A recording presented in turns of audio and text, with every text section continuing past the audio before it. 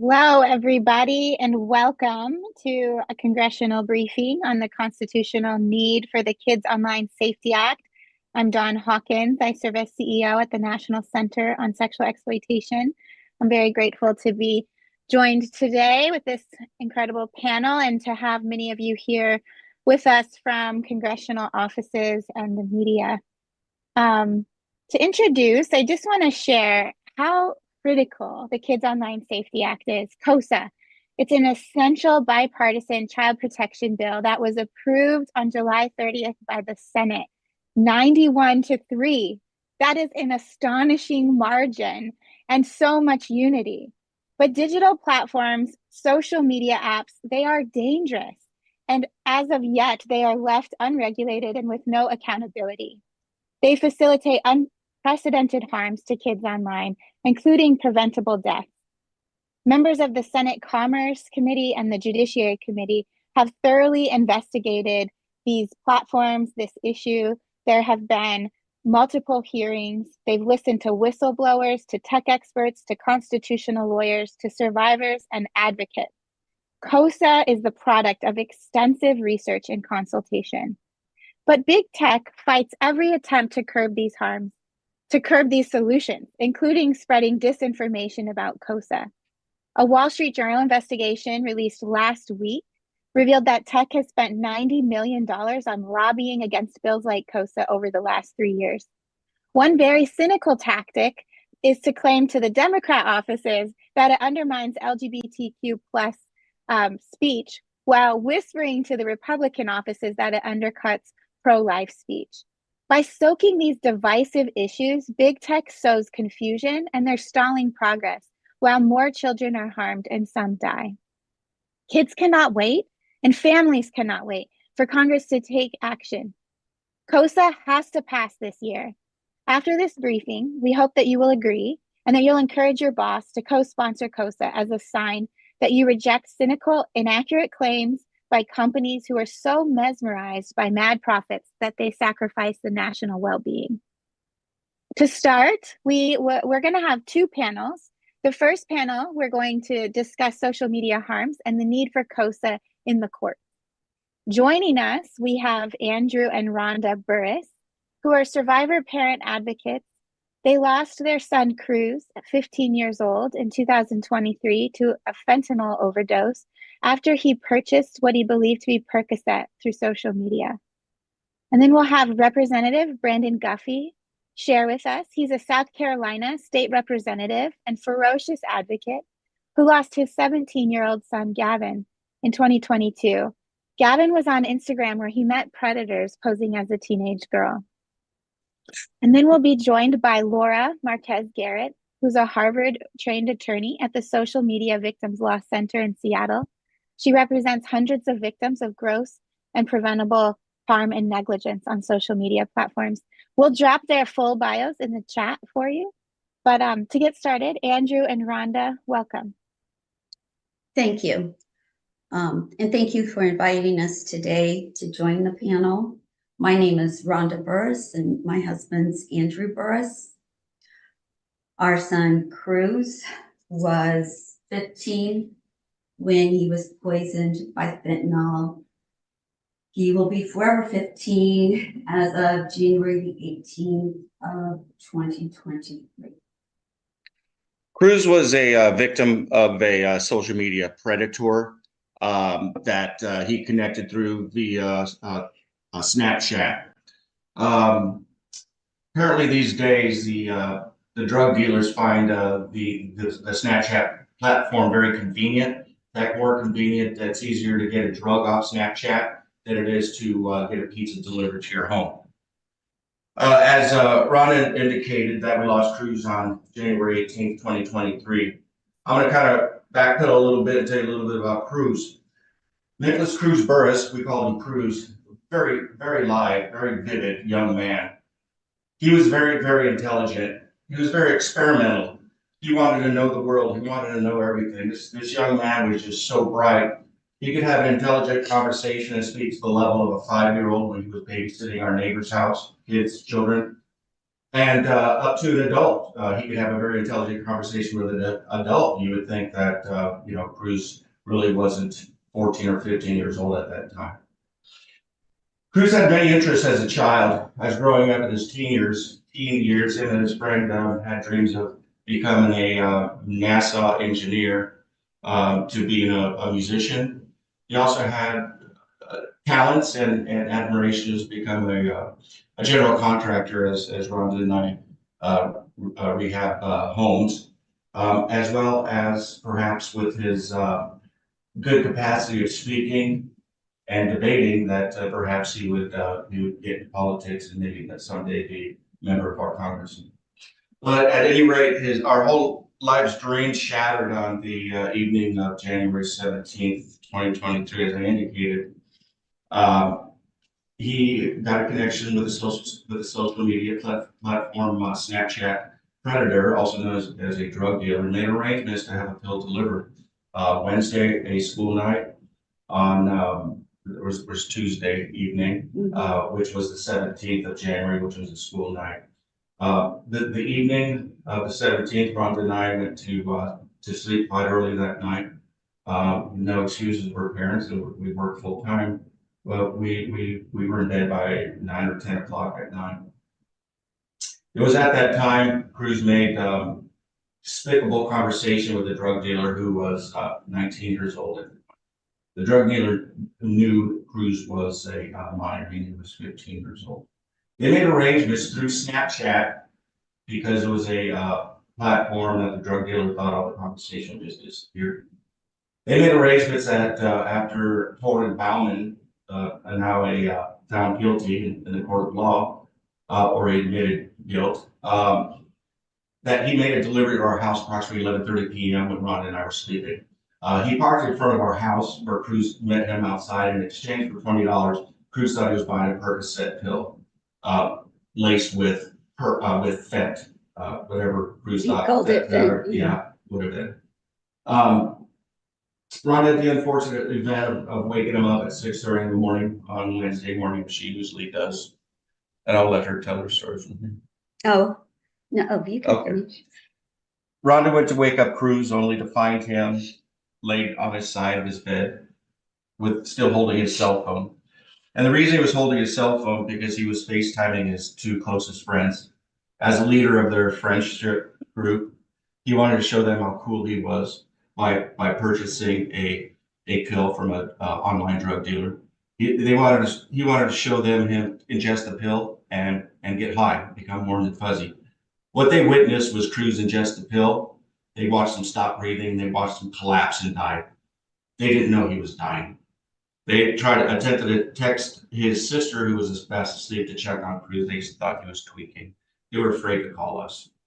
Rhonda found him again that morning and screamed, and the whole investigation process started about that. Rhonda and I have very valid concerns regarding our social media, as well as iPhones, as well as our networks.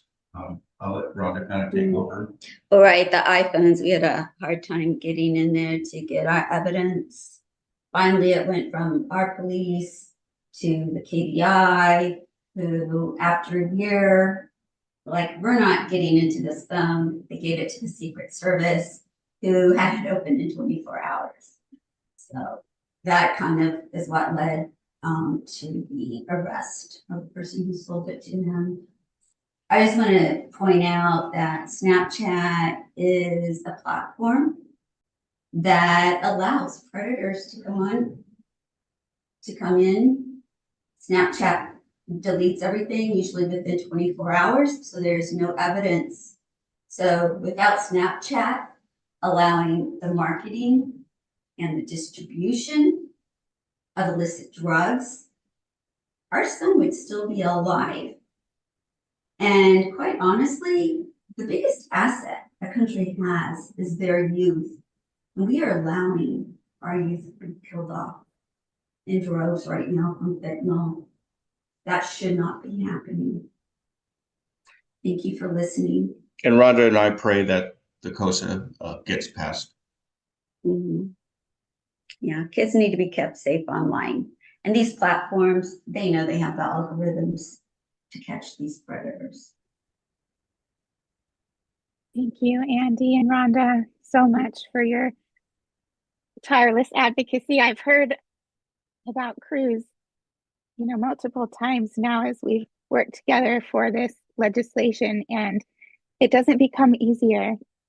And what doesn't become easier is also knowing that we've sat in meetings with these big tech companies, asking them to make these kinds of changes for years, and they haven't done so when they know what's happening on their platforms.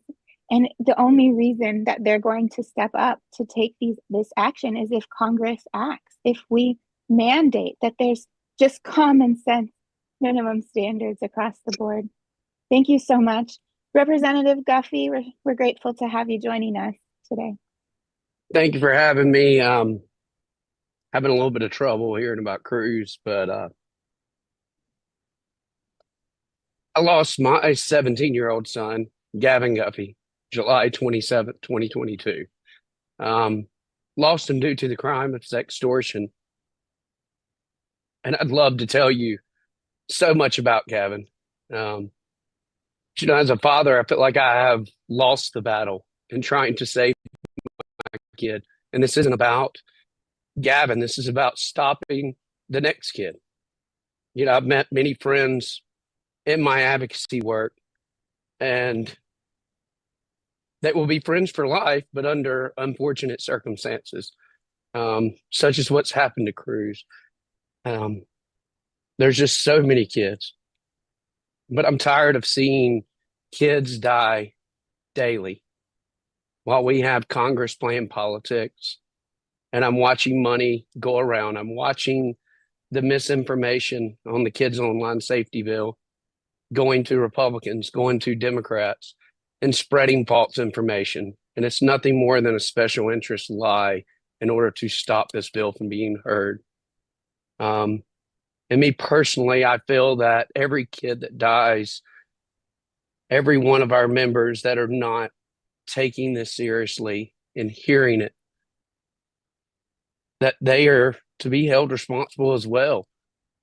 This has to stop. We have a duty as representatives to protect the most vulnerable, which are our children.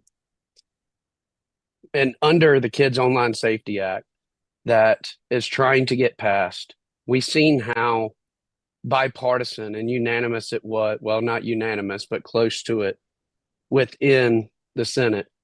And we've watched the games as it's come over to the House.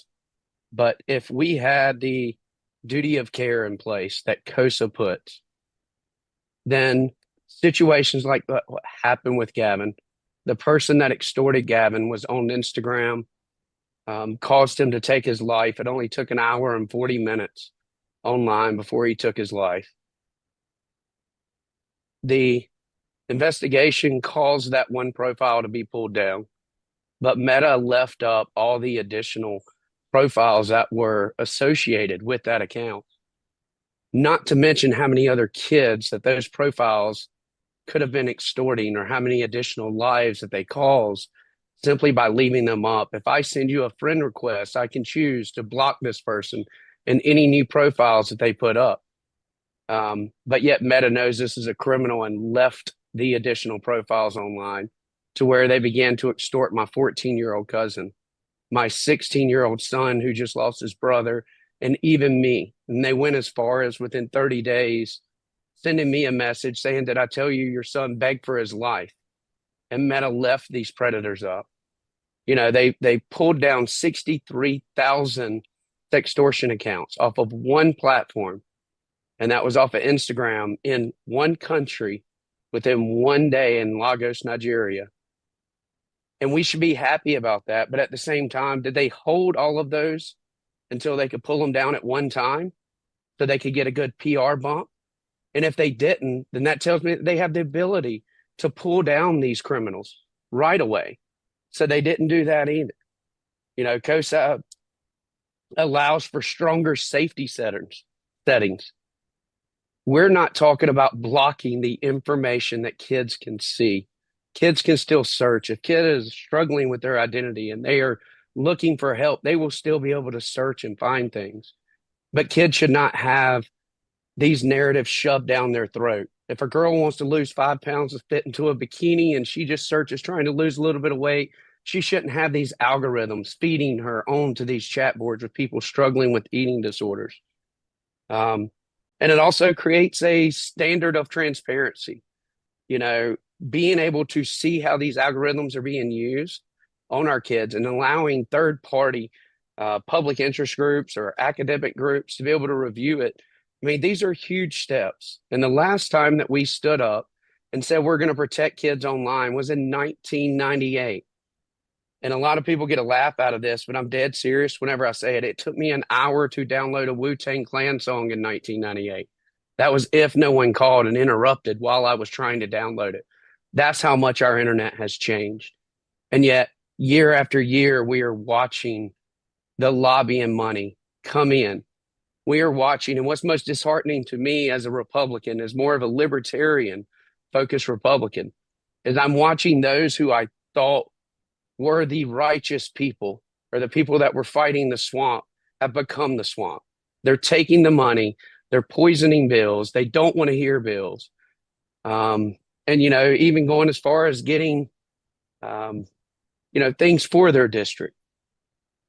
But it is frustrating, and it really disturbs me. And it's time for us to stand up and say, you know what? No more. We don't want another Gavin. We don't want another Cruz. I don't want to have to meet another family that has lost a child that has to go through this. So I urge all of you to please do whatever research that you need, ask any questions that you need, but let's get this bill heard and let's get it passed today. Thank you so much, Representative Guffey.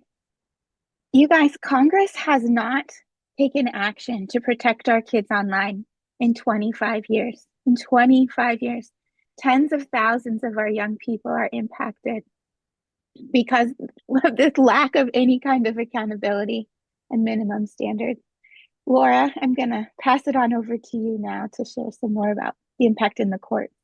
All right. Good afternoon. Social Media Victims Law Center. We are a small Seattle firm formed at the end of 2021 to represent children and families harmed by social media products. These are not issues of content. They're issues of design and product liability. I actually want to start, though. I mean, it's difficult to hear these stories. I want to start by saying I'm not here today or doing any of this work because I'm an attorney. I'm here because I'm a parent who happens to be an attorney. My children currently are 4, 6, 9, and 9. In fact, the 4-year-old is home with a cold today. Hopefully he won't be barging in. But in January 2022, I was an equity partner in Big Law. I had the beautiful corner office and represented companies like the ones that will be covered under NCOSE. I read SMVLC's first complaint in January 2022 when it was filed. It was about an 11-year-old girl, Selena Rodriguez, who died by suicide, posted that to Snapchat.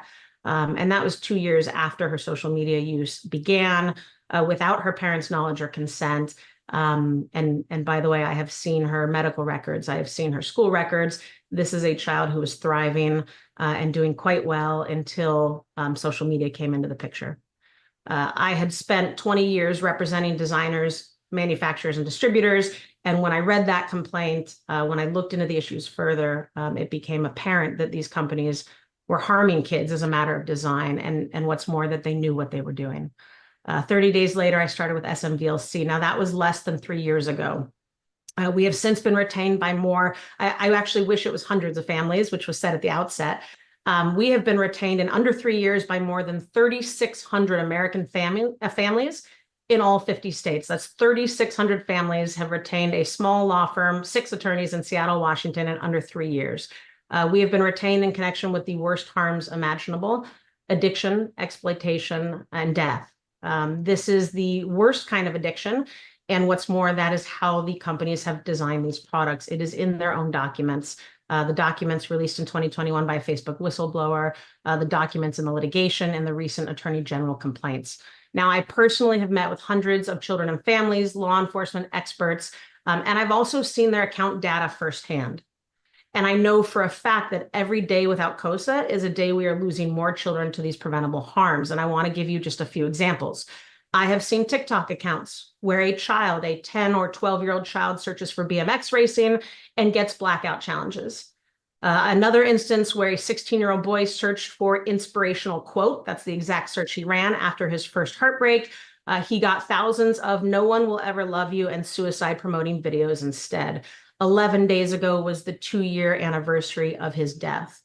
And actually, I would actually like to take a little break with a question I'm seeing, which are incentives. I want to make clear the reason these companies are doing this to kids, the reason when a child searches for inspirational quote, and instead of getting inspirational quote, gets extreme videos, it's about engagement. Because if instead the videos they were pushing to these children were inspirational quotes, that child might log off and go talk to a friend, a family member, a teacher.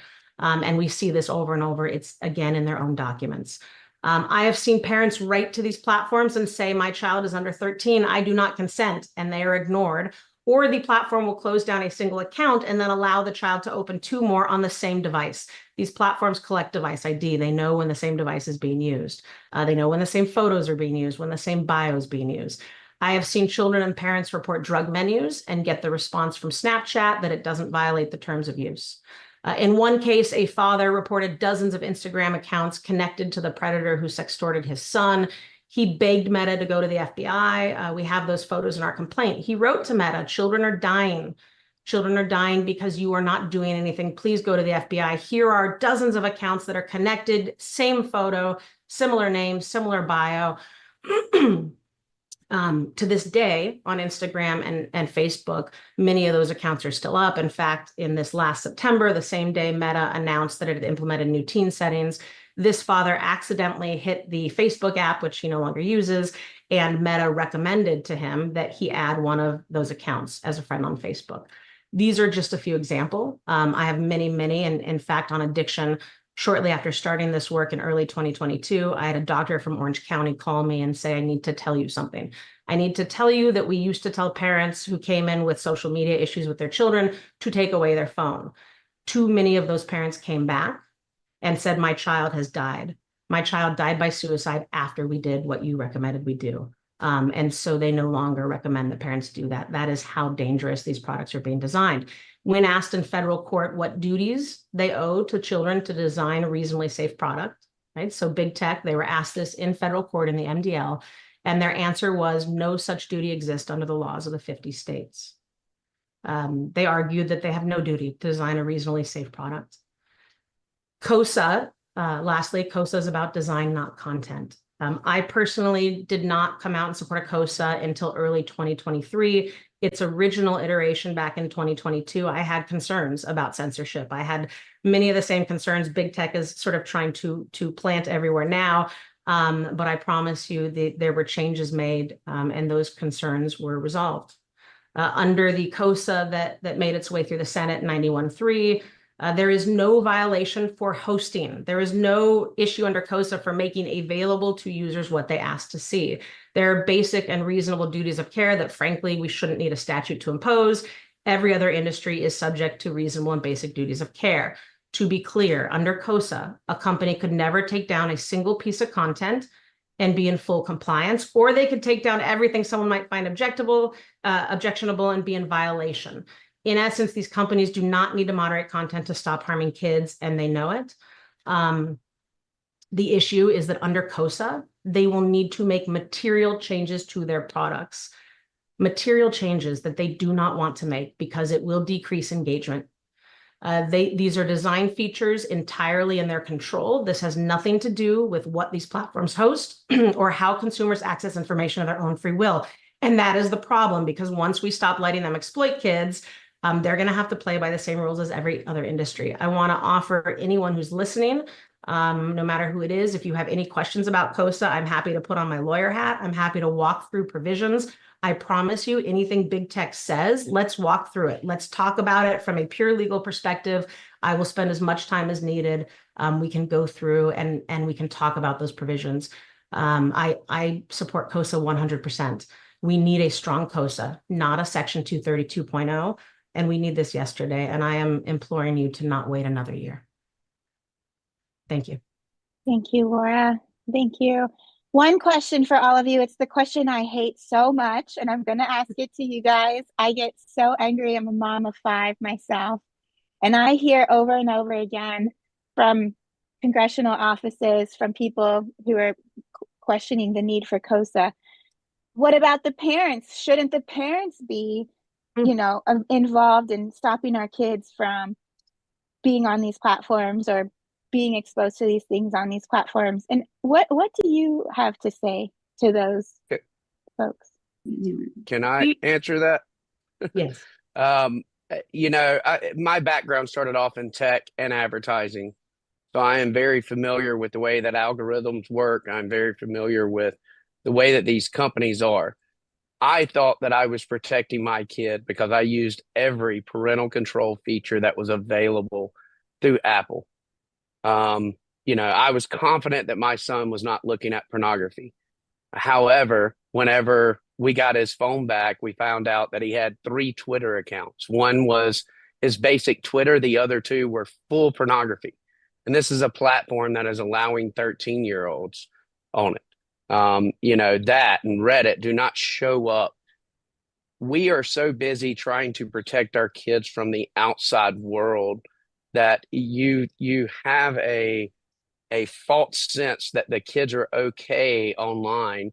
But how are they okay? I mean, I had a phone call last week from a mother who had a 7-year-old that was watching videos online and tried to choke himself.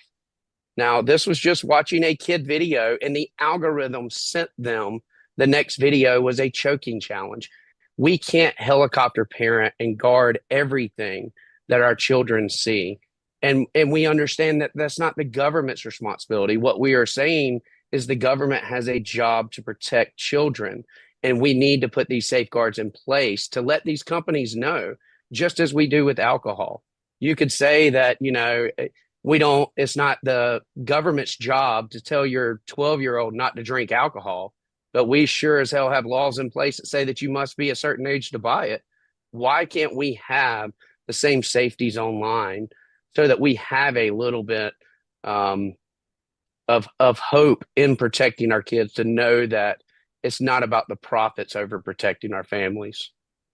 And I want to add to that, parents cannot compete with billion-dollar corporations. Look, there is a public meta document out there with brain scans in it. They have psychologists and these professionals that are on their product development teams talking about how do we best exploit these vulnerabilities, right? We have parents who never gave their children phones, parents like these folks who use parental protections, kids who are being exploited on school laptops. Right. So this is a hugely pervasive problem. And frankly, there's no way that these companies are designing these products in order to get past parental consent. They are actively interfering with parental rights. And the fact is that the only way parents are even going to stand a chance is with something like COSA, right? Something that requires them to disclose, to be transparent, to actually have parental control systems in place, and to act on actual knowledge. I know these companies like to say, we don't know how old these kids are if they tell us. And frankly, that is a lie, and that is in their own documents, because when they are doing marketing and product development, they have estimated ages for every account. And when they're telling marketers, pay us for these ads, they are saying, hey, this is a kid who's under 18. Well, that's funny because that kid said they were 92 when they signed up. And so that is what is happening. It is a lie, and they're getting away with it. And parents do not stand a chance under the current system where there is no transparency and no regulation, and these companies know it. Thank you. Thank you. All right, we're going to move to our second panel. We'll come back to the 4 of you with some questions at the end. We're going to talk now about big tech lies about First Amendment concerns in COSA. For this panel, we have Professor Mary Graw Leary, who's a professor of law at Catholic University, Columbus School of Law. She's also a former federal and state prosecutor and a recognized expert in criminal law and human trafficking. She regularly serves as a consultant for NCMEC. We've got Benjamin Bull, my colleague. He's a noted constitutional lawyer and former prosecutor. He's our general counsel at NCOSE and directs our law center, which is leading litigation to fight child sexual abuse and exploitation online. Before NCOSE, Ben led litigation at Alliance Defending Freedom.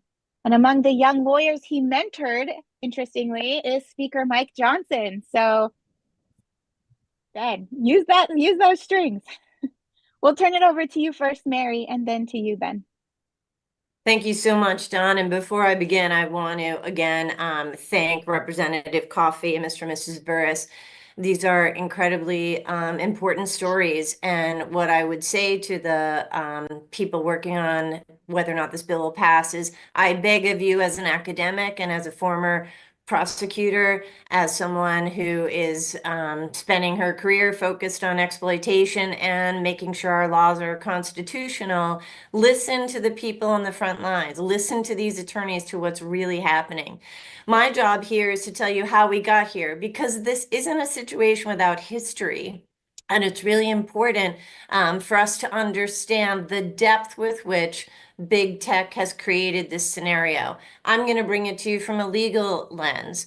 So let's put this in context. Before 1998 and 1996, this little thing happened somewhat unintentionally in Congress. Section 230 of the Communication Decency Act was created. It was designed by Congress to give narrow, limited immunity to Good Samaritans, to platforms and this new thing called the internet, the dial-up internet, which in 1996, the average use was 30 minutes per week per person.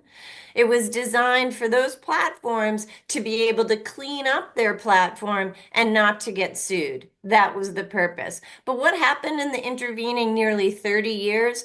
Big tech went on a conscious and intentional litigation strategy, as well as legislative strategy, to expand that narrow immunity to something that is now referred to as de facto near absolute immunity, essentially arguing that those few words in this bill didn't mean what they said, didn't mean what Congress intended. They actually meant that they are immune from suit and from prosecution for almost everything they do.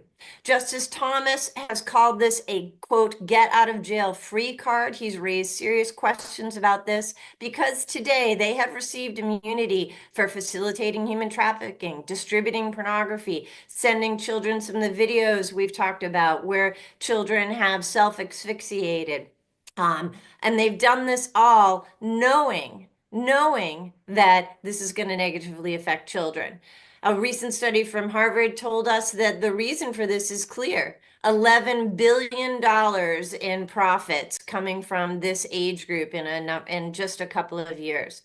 Justice Thomas has said the following, and it's important to understand the context about how they've done this.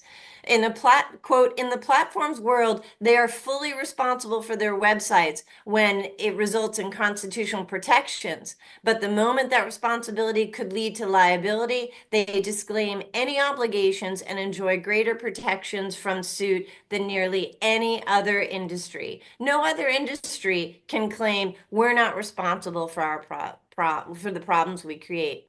Now, let me be clear. The Senate, and then later the House, but let's focus on the Senate, circumvented this problem of Section 230. They recognize for 30 years some have been trying to make changes, but the money is too big on the hill. But when presented with this mountain of evidence from whistleblowers, from litigation, from leaked documents, the Senate acted, okay, with that evidence, and they created what I would call is more of a child protection bill than anything else. And this is a well-crafted piece of legislation to avoid these First Amendment problems and to avoid Section 230. Why? It focuses on conduct, not content. There is no First Amendment issue that is created from NCOSE that didn't already exist in the world in which we live. And so let's talk about that a little bit. As a threshold point about the First Amendment, much to big tech's chagrin, does not exist to preclude ever discussing behavior of whether it's big tech or anyone else. The First Amendment helps inform us to navigate what can be tricky issues at times when speech is involved, okay?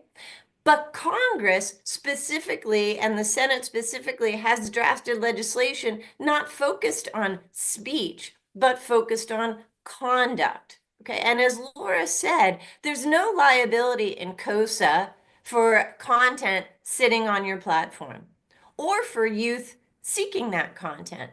And don't take my word for it. Read the legislation, which says in the Senate version, this bill does not, quote, prevent or preclude any minor from deliberately or independently searching for or specifically seeking content. The claim that this will hurt First Amendment rights is simply misplaced.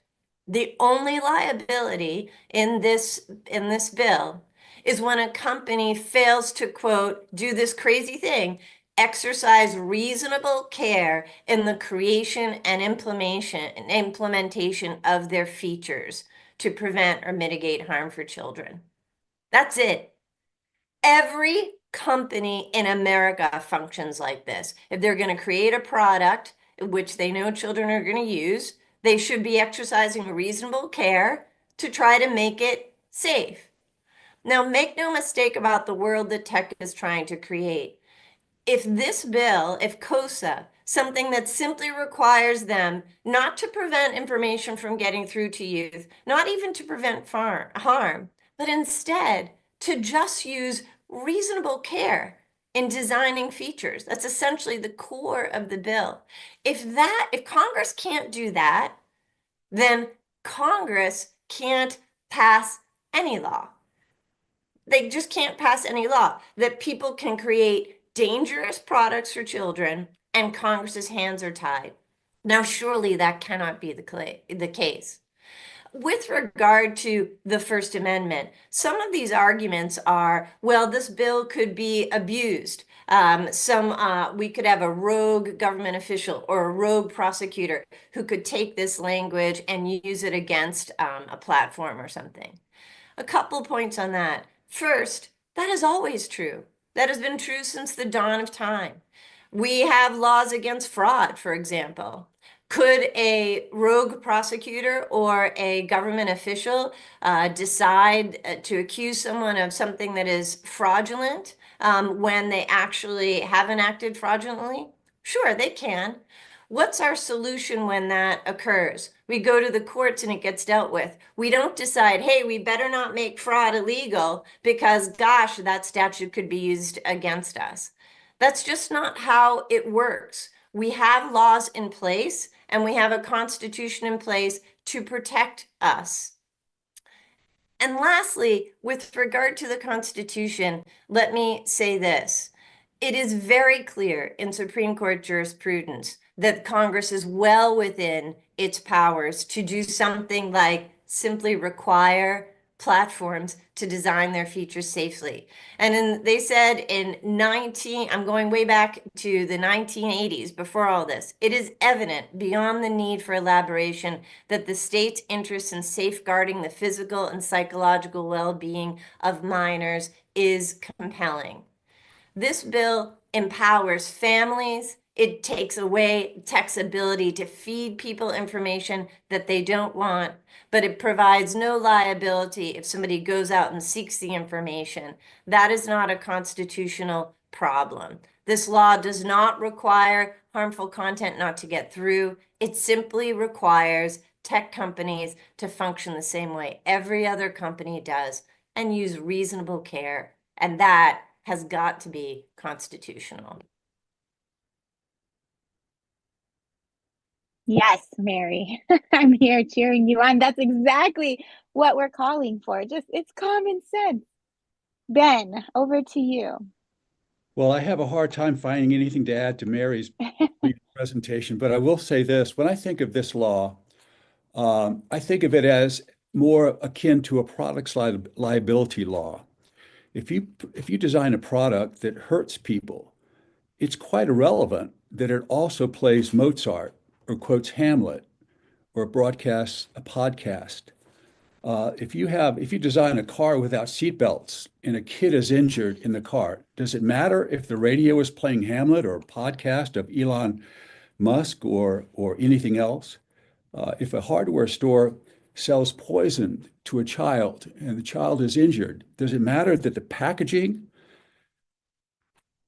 that held the poison was quoting Hamlet or there was a podcast or playing Mozart? The answer is no.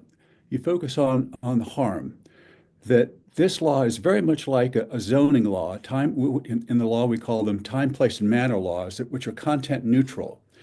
Cities today are free to zone hardcore porn outlets away from schools, away from playgrounds, away from libraries, because of the negative secondary consequences that result from that particular activity at that location. The government can pass laws that limit the noise level of demonstrations, pure free speech activities, but you can't do it in a way that causes harm to a community. You can ban free speech demonstrations early in the morning or late at night, not because you disagree with the speech, but because it causes injury to the residents and the nearby people. That's what this law is very much about. The notion that it violates the First Amendment is preposterous. I've been litigating constitutional law for well past 40 years, and Don had to laugh. You did mention that I worked with the Speaker of the House, Mike Johnson. I knew Mike when he was a young lawyer. He worked for me at Alliance Defending Freedom. He's a brilliant lawyer. He's a brilliant constitutional lawyer, and I think he knows that it doesn't violate the Constitution as well.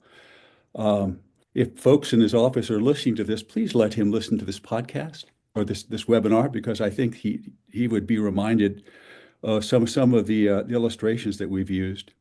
Let me talk about one case in particular that we're litigating at the NCOSE Law Center. We represent two 13-year-old boys that fell in love online with a 16-year-old girl. It was probably the most beautiful girl they thought they had ever seen. And they started exchanging. Well, she sent the boys explicit pictures of herself. They took pictures of themselves. They sent them back to the girl. The girl elevated and sent them even more explicit pictures. The boy did the same. Then the girl started trying to extort them. The boys cut the girl off. A year or so later, the girl turned out to be, we believe, a pedophile, a predator, a man, not a 16-year-old girl at all, posted the images on X, or Twitter, as it used to be called. Now, Twitter has a policy, very well publicized policy, that has a zero tolerance policy for child pornography, known as CSAM. We know, as a matter of fact, that on any given day, there are thousands of child porn images that are bought, sold, and traded on Twitter. They're monetized by Twitter through advertising. Child pornography is not even speech. Yet, the online platforms like Twitter claim that CDA 230 block these civil lawsuits against them.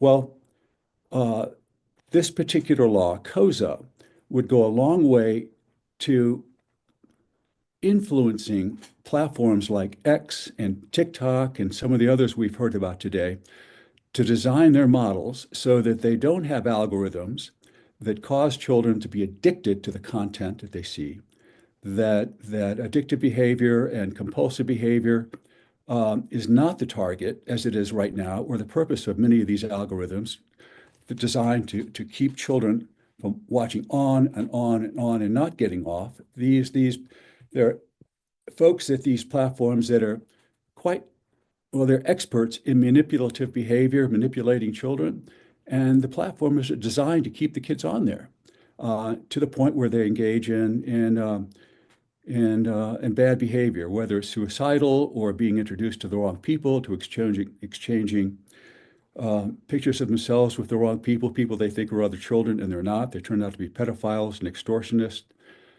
Please pass NCOSE. We badly need it. It's probably the single most important piece of legislation, certainly since 1997. The Communications Decency Act was supposed to take care of this. The part that did take care of much of this was held unconstitutional by the Supreme Court in 2004. The Supreme Court basically was incorrect in that ruling. But in any event, I think NCOSE will go a long way to protecting kids and giving parents a tool to help kids. You can talk about parents being responsible for their kids' behavior online. The point was made that there are billions of dollars being made to lure children in and keep children on the internet. That's an unequal battle that parents are always going to lose, especially when kids can go next door and look at their friends' devices and so on. NCOSE passes constitutional muster. As I said, I spent a career litigating against government, state, federal, and local, and I would bet my own reputation that NCOSE will pass constitutional muster, especially if it goes to the Supreme Court. We've heard Justice Thomas talking about the need for protections for children and the overreading and the misinterpretation of CDA 230. Hopefully, with COSA and other litigation that'll come along, that gap will be filled. But Dawn, COSA passes muster. Mary O'Leary's correct, and my heart breaks for the parents that are on this podcast and webinar. Can't hear you. Question I have for you. Thank you, Ben, Mary. So this correctly. Children's First Amendment rights are protected, but it's not equal to that of adults. The question is, how is it not equal? And could that potentially help parents have more control as to what their own children see and listen to while online? Well, the Supreme Court has held multiple times that the state or the government is permitted to restrict expression accessible to children that would be otherwise protected for adults. In other words, sexually explicit material can be banned for kids, which might not be legally obscene and permitted and protected by the First Amendment for adults. Mm-hmm. I know Mary might want to add to that, but the government is given far more leeway to restrict the content of material to children. But COSA doesn't really regulate content. It regulates design features like products liability. The fact that speech is implicated is beside the point. If it hurts kids, it's not content-based. Thank you. I'm going to ask this question maybe to you first, Laura, but others are welcome to answer. What is the impact of COSA on online privacy? Thank you. Yeah, I was just looking at both the questions. So on online privacy, I mean, and part of the issue is, excuse me, there is no impact, right? So COSA does not require companies to get any information they don't already have. And one of the crazy things when we talk about privacy is it's the company's current practices that are already invading our privacy. I mean, it's what they collect and what they do with that. But there is nothing in COSA that will require these companies to go out and collect more information. So in that regard, I don't believe it does impact privacy. And I'm actually going to loop this to the question that was above it because they're related, which has to do with age verification. Because I think the big privacy concern is, well, aren't they going to have to require ID, age verification? COSA has one of the edits that was made, I believe, in early 2023. It explicitly says nothing in this act requires age verification, identity verification. But the other big piece that I think I mentioned a little bit earlier that we are missing here is we don't need people to check ID. We just need these companies to be required to act on the knowledge they already have. And so part of this is, you know, when we have young people who sign up as a 42-year-old, the current issue is that these companies have algorithms. They know that they're not 42. They know they're under 18.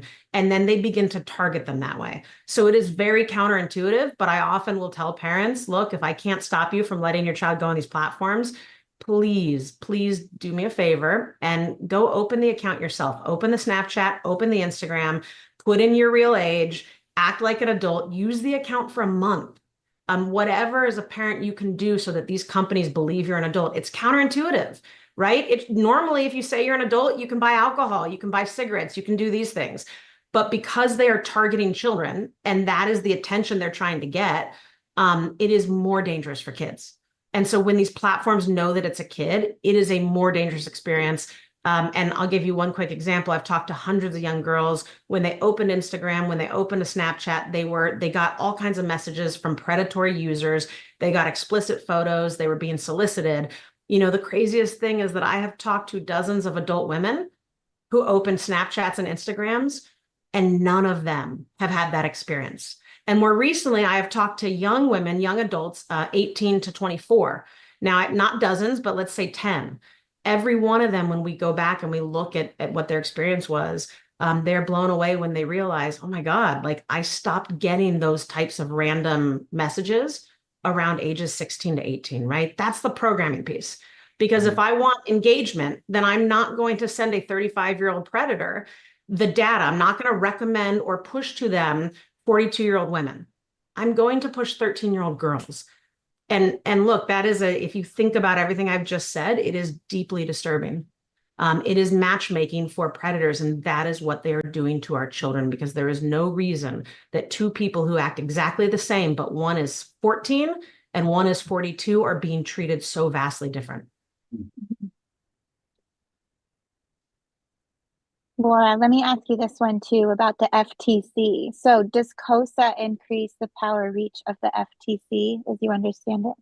Yeah, so I am not an expert on the FTC, but I don't see how COSA would. I mean, you know, and honestly, I mean, I would love, frankly, to see it get under the like the Food and Drug Administration, right? I'd love to see, I'd love to see anything we can do to rein in these companies. Kids are dying, and we've got to do something. But within COSA itself, I mean, it's giving the FTC a mechanism to go through and pursue these issues. And frankly, that process can be slow sometimes, right? I mean, if anything, that's why we need consumers, Americans, parents, to be able to hold these companies accountable, to be able to say, hey, look, here's my kid's data. And that's what's really critical about that. And that's why state laws matter. And it's so important, because ultimately, and this is maybe not popular opinion, but you know, the FTC has a lot of ability to go in and investigate. But at the end of the day, we're talking money. And a couple $1 billion is like Mark Zuckerberg's Christmas bonus. It's not going to incentivize these companies to stop harming children because it is so wildly profitable for them to do so. I want to add one other thing that we haven't really talked about, which is competition and fair competition. One of the things people don't realize, you know, COSA will open the field for ethical designers. It will give engineers and other companies a chance to compete, because currently, the 6 or so companies that occupy the field entirely, because they're making harmful addictive products, there's no competition, right? You can't get in there and be selling cigarettes that don't have anything addictive in them when people are addicted to the nicotine.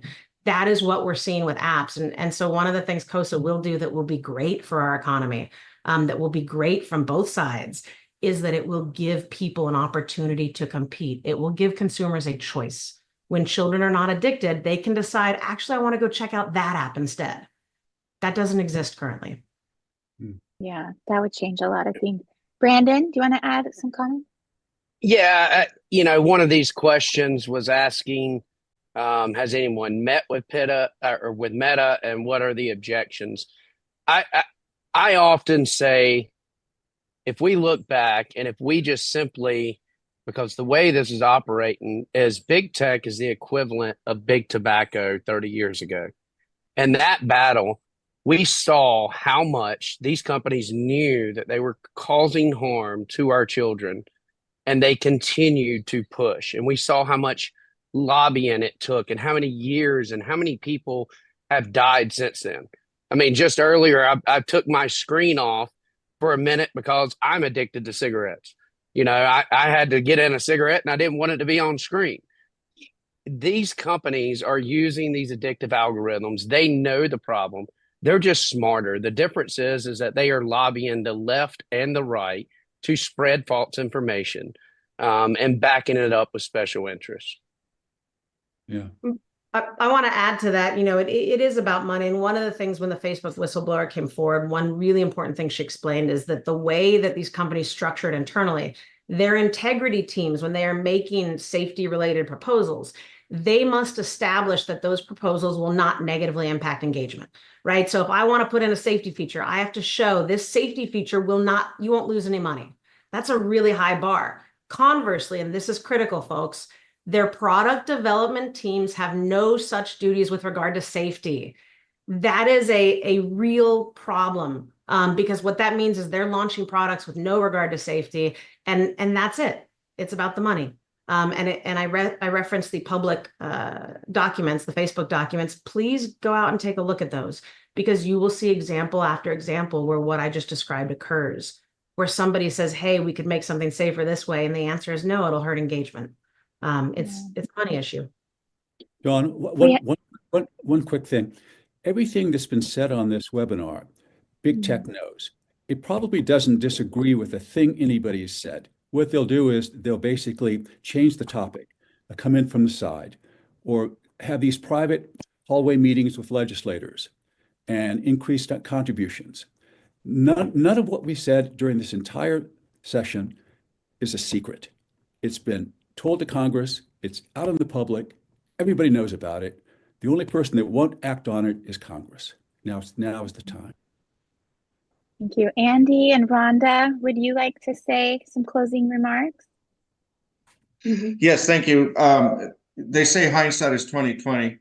If Rhonda and I know now about the social media platform and other activities, we would still have Cruise. And we founded a Cruise for Life Foundation with our primary mission to save one child's life. And our discussions and rallies and such, I definitely try to relate to the parents a few important facts that the first, yes, it can happen to you, as Rhonda and I thought this would never happen to our children. The same thing is the parental monitoring of your children's social media devices or your electronic devices are very, very imperative. Rhonda and I attempted to do that months before we lost Cruise. And I tell you what, it was such a challenge for us. I do not recommend any parent to purchase an iPhone, as it has a 6-digit code, and it was impossible for, again, it took a long time for it to crack the code as Cruise had changed it on us. But, you know, with this discussion, I've heard a few times that these big tech social media platforms, they need to be held accountable. We need to get this message out to the makers of these bills who vote and pass these laws that they're being manipulated by the language. It needs to be taught and discussed and straightforward, just like you're doing on this Zoom meeting today. It's very clear what these bills COSA is asking for. Ron and I are behind this 100%. We can get this passed. There's a multitude of millions of children whose lives could be saved. But that's all I have to say. And Rhonda, would you care to jump in? I would agree, right? I think we definitely need more laws for our children to have access to their phones when needed. The big tech corporations should not be shielded from anything, because they are a large part of the problem. And one thing that's closing out, just one more thing. Several years ago, I was doing a lot of traveling for business for my work. And in order to keep touch with my children, I was kind of curious what they were looking at in social media platforms, because we thought they were safe. We were naive parents. They said, Snapchat, Dad. So they taught me how to log in, and I created a password and screen name. I guess I told them the truth, my true age, because I thought my experience, it was fine. I thought it was a very safe platform. JC and Cruz and I, we would communicate quite often and make Google faces at each other and such. So I was the fool. They held their horrible, freakish activities away from me, or else I would have taken the kids off this immediately. But I thought it was a safe social media platform. Again, thank you. Thank you all for being with us. Thank you, Andy and Rhonda. As we've discussed, until now, parents and families have been unable to access justice for their children due to tech's complete immunity. This has to change. COSA is about conduct, not content. COSA will not stand in the way of the First Amendment protections. The Kids Online Safety Act must pass this session. This session, we can't wait one more day, let alone another session for vital protections on dangerous platforms. We ask you to help us by going to your boss, asking them to co-sponsor this bill, and to urge House leadership to bring it to a vote. If you're not here representing a congressional office, we ask you to keep those calls and keep those emails going. I know we're not getting responses constantly, but those messages, they make such a huge difference, and we need all we can get. There's only a few days left of this Congress. We have to push them to bring it forward. I'm going to say goodbye now. We have a short video to play a little bit more about COSA, but we will send a recording of this to you. You're welcome to send it and pass it along to others on the Hill. Thank you for being with us. 25 25 years. That's how long it's been since Congress last addressed online child safety. Platforms like Instagram facilitate sextortion. Here's a man, a representative from South Carolina. His son died by suicide within 6 hours of being approached by a predator who was disguised as a teenage girl on Instagram. 17-year-old son, Gavin Guffey, to suicide due to sextortion, July 27th of 2022. And it's my mission now to make sure that these companies care more about people than they do profits. This has to end. Instagram and all the rest of these big tech platforms know what's happening, but they want to make money off of kids. It's got to end. There are no more excuses. We've seen unspeakable horrors unfold. Children exploited, abused, and manipulated in ways that we could never have imagined. But there is hope. The Senate has already passed the Kids Online Safety Act, almost unanimously. Think about that. In this divided time, they all agreed on one thing. Big tech must step up to protect our children. Now it's time for the House to act. We can't wait any longer. Now we need to get COSA through the House. And why is COSA so important? COSA establishes a duty of care for platforms to consider children in how they're designed. It's a duty of care over a duty of profit, okay? That's what we need them to be focusing on. And it also provides essential safeguards like turning off geotagging, turning off direct messaging between adults and minors, because who thought that was a good idea? Okay, we need some serious reforms. What's our action here? Ask the House to pass COSA. Thank you. Woo! Pass COSA. Reach out to the House leadership right now. Right now. Urge them to bring COSA to the floor. 1 year ago, it wasn't as bad as it was today. 5 years ago, it was not as bad as it is today. And 20 years ago, it most certainly wasn't as bad as it is today. These were the top 3 platforms mentioned by minors in victim reports for sextortion. Instagram, Snapchat, and Wiz. These are the top 3 by a huge margin. They're holding images of their children that were lost due to big tech harms. These are foreseeable, known harms that the platforms knew they were inflicting on children, but refused to do anything about. Tech is doing all they can to stop this critical solution. Their tactic now, just stall and run out the clock so there's no time to vote. From the age of 12 years old, from the age of 10 years old. And we need to have this conversation every day.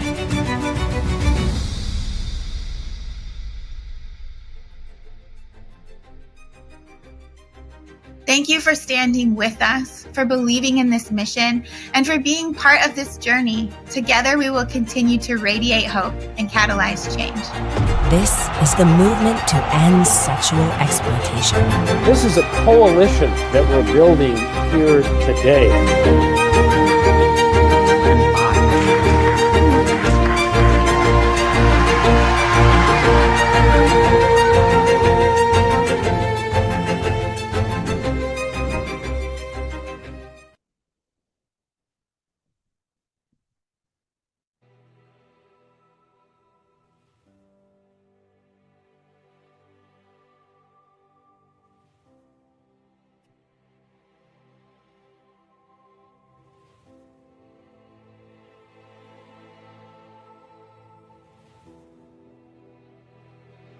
Thank you all for being with us.